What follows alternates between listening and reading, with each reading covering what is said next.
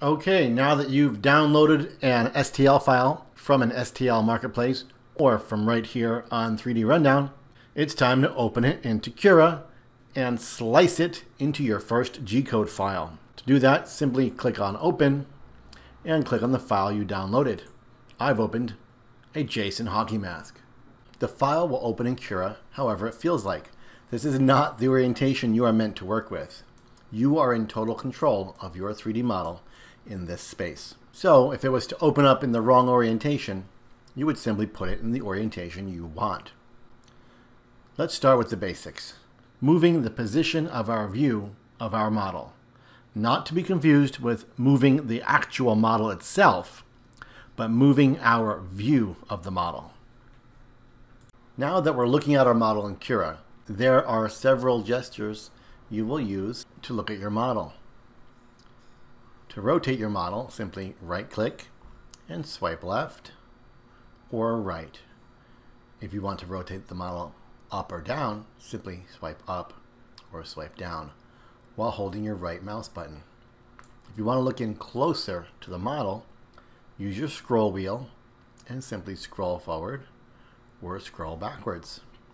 To move the platform left, right, up, or down, simply hold the mouse wheel and push right or left or up or down.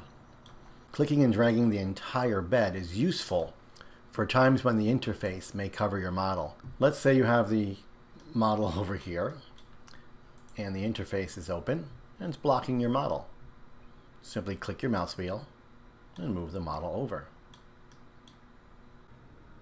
Here's a quick movement shortcut for you.